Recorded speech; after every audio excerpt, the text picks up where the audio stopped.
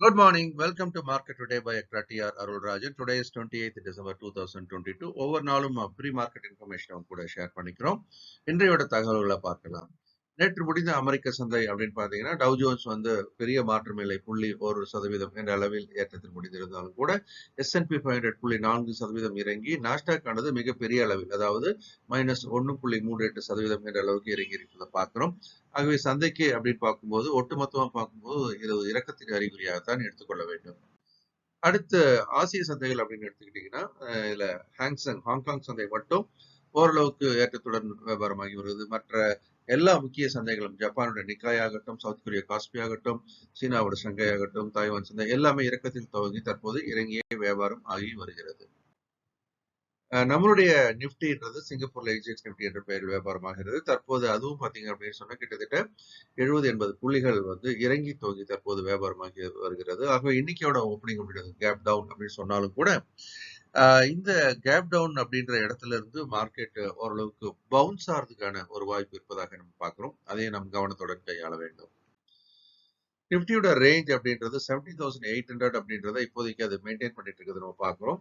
மேல அதனுடைய ரெசிஸ்டன்ஸ் லெவலை நம்ம 18,300க்கு குறைச்சிருக்கோம். ஸோ இப்போதைக்கு அதனுடைய நகர்வு அப்படின்றது இந்த 500 புள்ளிகளுக்கு இடையே இருப்பதற்கான வாய்ப்பு மிக அதிகமாக இருக்கிறது. 10-year பாண்ட் ஈல்டு அப்படின்றது யூஎஸ் எடுத்துக்கிட்டீங்கன்னா இப்போ படிப்படியாக அது உயர்ந்துகிட்டே வரதை பார்க்குறோம். ஸோ மேக்ரோ எக்கனாமிக்கல் ஃபேக்டர்ஸ்ல முதல் பாயிண்ட் பார்க்கும்போது இது சந்தைக்கு சற்றே பாதகமான ஒரு சூழலை நம்ம பார்க்குறோம். கிட்டத்தட்ட இந்த லாஸ்ட் ஒரு 10 days அப்படின்னு எடுத்துக்கிட்டாவே 40 பேசிஸ் புள்ளிகள் என்ற அளவுக்கு பாண்ட் ஈல்டு உயர்ந்திருக்கிறத பார்க்குறோம். அது மாதிரி டாலர் இண்டெக்ஸும் ஒரு மார்ஜினலி அப் என்று சொல்லக்கூடிய வகையில 104.2 104 இந்த ரேஞ்சில் இருந்தது. அதுவும் வந்து கிட்டத்தட்ட இப்போ ஒரு ஏற்றத்தில் இருக்கிறத நம்ம பார்க்கிறோம். இது ரெண்டும் நமக்கு எப்பயுமே வந்து பங்கு சந்தைக்கு எதிரான ஒரு சூழல்ல இருக்கிறத பார்க்கிறோம். பிரெண்ட் குரூட் அப்படின்றதும் அதே லெவல்ல தான் இருந்துட்டு இருக்கு 85 84.46. நேத்துல இருந்து யூஎஸ்லயும் அவங்களுடைய அந்த ப்ரொடக்ஷன் அப்படின்றத ஸ்டார்ட் பண்ணிட்டதா செய்திகள் வந்துகிட்டு இருக்கு. ஏன்னா அந்த பனி அங்க இருந்த இயற்கை சீற்றம் இதன் அடிப்படையில தற்காலிகமாக மூடப்பட்ட ரிஃபைனரிஸ் எல்லாம் திறக்க ஆரம்பிச்சிட்டாங்க. கோல்டு அப்படின்னு எடுத்துக்கிட்டீங்க அப்படின்னா $1,800 மேலே மெயின்டைன் பண்ணிட்டு இருக்கு. $1,810 அப்படின்ற ஒரு விலையை தற்போது வியாபாரமாகி வருகிறது பெர் அவுன்ஸ்.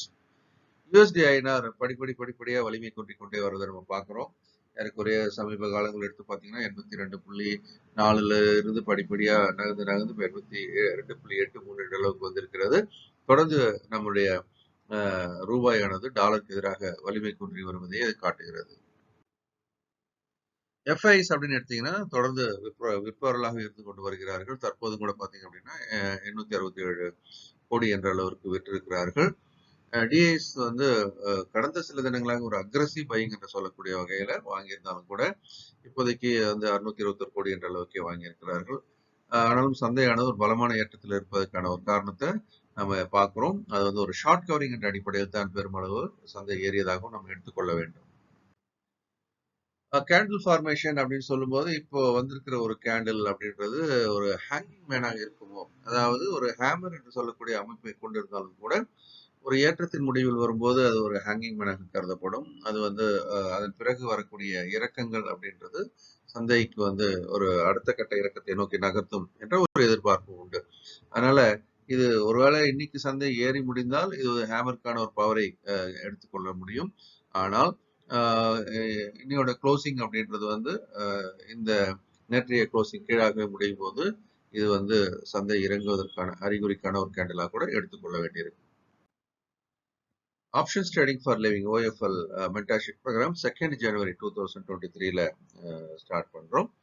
எப்படி ஒரு daily income, weekly income, monthly income பண்றதுக்கான ஹெட்ஜ்டு ஸ்ட்ராட்டஜிஸ் அப்படின்றத நம்ம படிக்கிறோம். நிஃப்டியை டெய்லி 11 மணிக்கு யூடியூப்ல லைவ் அனலைஸ் பண்றோம். தினசரி வாய்ப்புகள் அதில் அடையாளம் காணப்படுகிறது. அதையும் பாருங்க. இன்றைய நாள் இனிமையான நாளாக இருக்க என்னுடைய மனமார்ந்த வாழ்த்துக்கள்.